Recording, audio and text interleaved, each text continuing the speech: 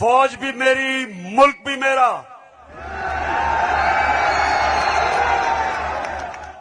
जितने इदारे मजबूत होंगे मुल्क मजबूत होगा, अदलिया मजबूत होगी मुल्क मजबूत होगा, फौज मजबूत होगी, हम आजाद हो सकेंगे। हम अपनी आजादी, हम किसी के सामने झुकेंगे नहीं। कोई मुल्क हमें फतह नहीं करेगा जिस तरह सारी मुसलमान दुनिया में आज अजाब आया।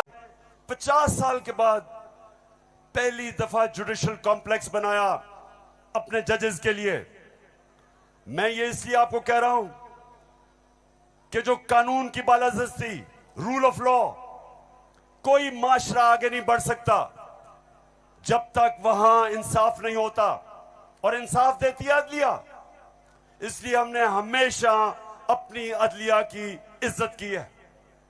ये जो नून लीग के लोग हैं जो आज जिस तरह की जबान इस्तेमाल कर रहे हैं, सोशल मीडिया पे अटैक कर रहे हैं इस्लामाबाद के चीफ जस्टिस को, ये कभी, मैं आपको ये बता रहा हूं कि मैंने कभी अपनी पार्टी को इजाजत नहीं दी कि अदलिया को अटैक करे, क्योंकि आखिर में इंसाफ होगा तो मुल्क में खुशहाली आएगी, और इंसाफ अदलिया देती है। मुझे बड़ा जनाब इन्होंने कहा कि देखें इमरान खान ने कोई बड़ी गलत जबान इस्तेमाल कर दी। मैं आप सबके सामने आज ये कहना चाहता हूं कि मैं अपनी अदलिया की इज्जत करता हूं, लोअर कोर्ट्स की इज्जत करता हूं।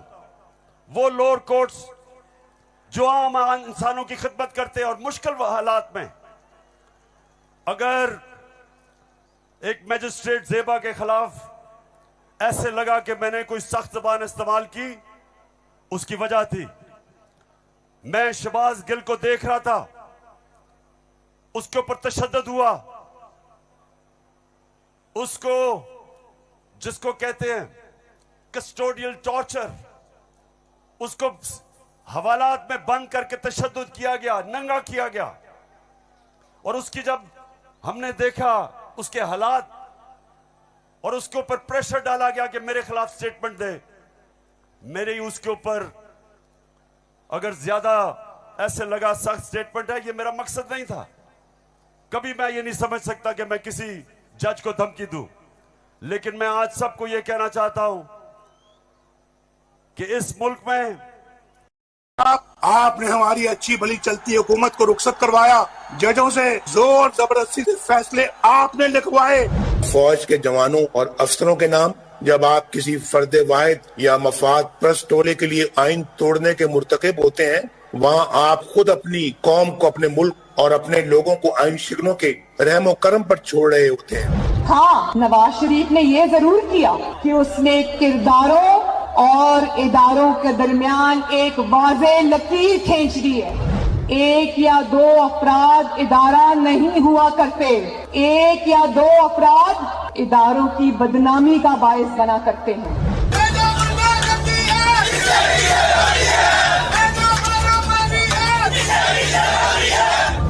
जो शख्स इस किस्म की कार्रवाइयों में मुलव्विस रहा हो, उसका एहतसाब होना चाहिए। उसको बल्कि इतने बड़ी बड़ी उनकी ग्लेयरिंग चीजें शायद 73 साल की तारीख में कभी नहीं मिलती, तो अब तो उनका एहतसाब होना चाहिए। ये इस किस्म के शख्स को कोई और ओहदा दे देना, और वो भी इतना इम्पोर्टेंट ओहदा देना, ये मैं समझती हूँ कि ये कौम के मुंह पे तमाचा है, आइन और कानून की हुकूमत के मुंह पे तमाचा है। तुम हमें सियासत बतलाते हो, अपने हुदूद में रहो, इसराइल की नौकरी न किया करो, इसराइल के वजीफों पे पढ़ने वाले जर्नलों अपने हुदूद में रहो। बड़े बड़े रैंकों वालों से भी अपने आप को मोहतरम समझता हूँ, और अगर बिगड़ोगे तो फिर अगर हम बिगड़ गए तो अफगानिस्तान में अमेरिका का क्या हश्र हुआ, खुदा की कसम यहाँ तुम्हारा वही हश्र। तो हमारी किरदार कशी करना छोड़ दो। अगर हमने आपकी शुरू की तो पता नहीं पाकिस्तान बनने से आज तक कितने जनरलों की शुरू हो जाएगी।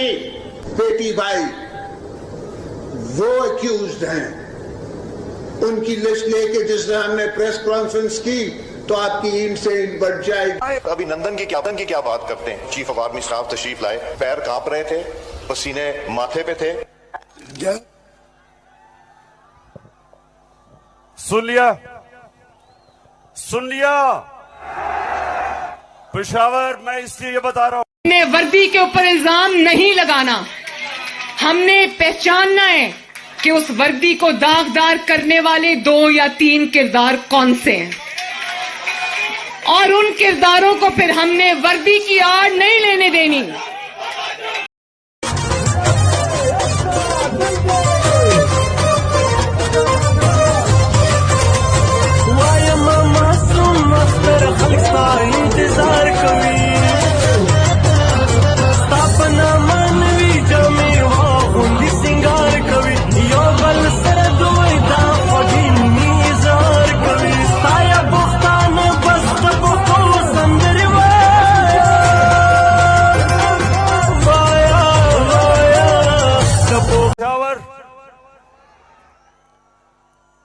आपको याद है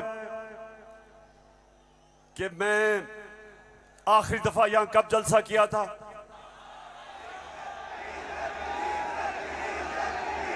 जब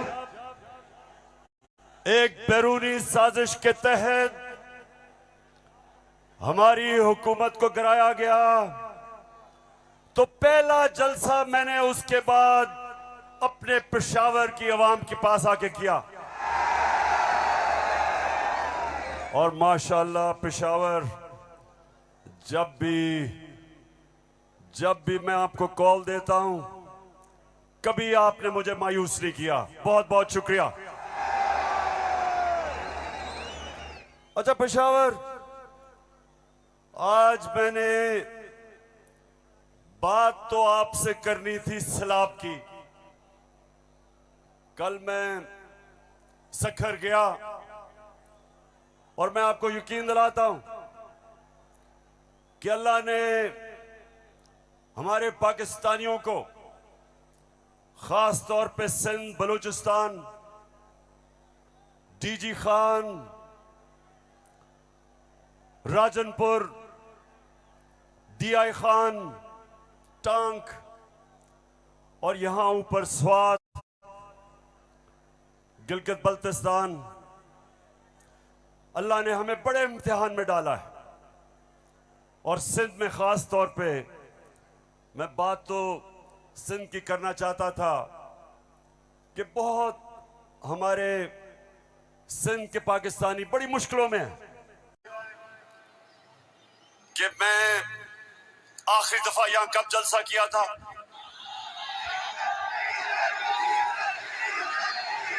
जब एक बैरूनी साजिश के तहत हमारी हुकूमत को गिराया गया, तो पहला जलसा मैंने उसके बाद अपने पेशावर की आवाम के पास आके किया। और माशाअल्लाह पेशावर, जब भी मैं आपको कॉल देता हूं, कभी आपने मुझे मायूस नहीं किया। बहुत बहुत शुक्रिया। तो सवाल आज ये है कि वो कौन थे, वो कौन मुजरिम थे, कौन के गद्दार थे जिन्होंने बैरूनी साजिश का हिस्सा बन के इस मुल्क में आपकी हुकूमत गिराई और इन चोरों को लेके आए।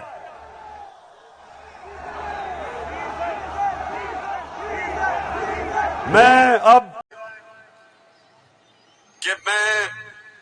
आखिरी दफा यहां कब जलसा किया था?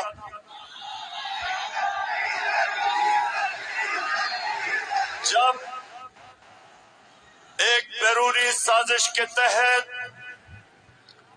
हमारी हुकूमत को गिराया गया, तो पहला जलसा मैंने उसके बाद अपने पेशावर की आवाम के पास आके किया।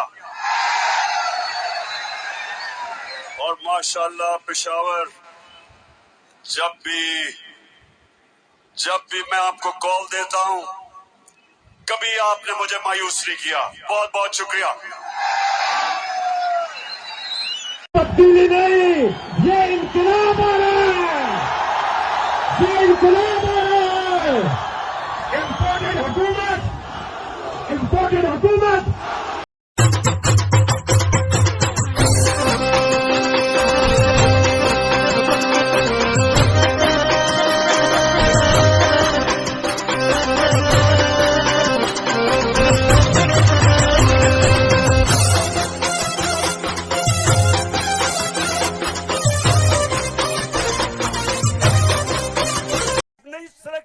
चाहिए। ये क्यों कहा था मैंने ये इसलिए कहा था, सबसे पहले नवाज शरीफ मुल्क का मुजरिम है, अरबों रुपए की प्रॉपर्टीज बाहर इसकी पैनामा में पकड़ा गया, सजा हुई इसको, झूठ बोल के मुल्क से बाहर भागा, मफरूर है। मुझे यह बताएं पेशावर, जरा मुझे यह बताएं कि क्या एक चोर को, एक मफरूर को, एक भगौड़े को जो मुल्क से बाहर पैसा ले जाता है, क्या उसको पाकिस्तान का आर्मी चीफ सिलेक्ट करना चाहिए? जरा मुझे बताएं। और इधर बात खत्म नहीं होती। दूसरी, डॉन लीक्स क्या थी? हिंदुस्तान पाकिस्तान की फौज को कह रहा था ये दहशतगर्दी कर रही है। हिंदुस्तान उस वक्त के पाकिस्तान के सिपा सलार रहील शरीफ को कह रहा था ये दहशतगर्दों का सरदार है। और डॉन लीग्स में क्या चीज सामने आती है? बजाय नवाज शरीफ और नून लीग अपनी फौज के साथ खड़े हो, वो हिंदुस्तान को पैगाम पहुंचाते हैं कि जी हम कुछ नहीं कर रहे, फौज सब कुछ कर रही है, अपने से फौज को अलग कर लिया। काठमांडू में सार्क मीटिंग में बरकत दत्त किताब में लिखती है कि नवाज शरीफ छुप छुप के नरेंद्र मोदी को मिल रहा था अपनी फौज से डर के। और दूसरी तरफ आसिफ जरदारी, वो अमेरिकनों को कहता है, अपने अमेरिका में पाकिस्तान का एम्बेसडर हुसैन हक्कानी, वो जाके अमेरिकनों को, एडमिरल मलन को कहता है कि जनाब गवर्नमेंट को और जरदारी की गवर्नमेंट को पाकिस्तान की फौज से बचा लो। ये वो लोग हैं, बताओ मुझे, ये आर्मी चीफ सिलेक्ट कर सकते हैं? गमनू दरोजगार उस्तामा, उदी गमनू दरोजगार उस्तामा। तब्दीली नहीं, ये इंकलाब आ रहा है, ये इंकलाब आ रहा है। इम्पोर्टेड हुकूमत पोख्तनो संदेश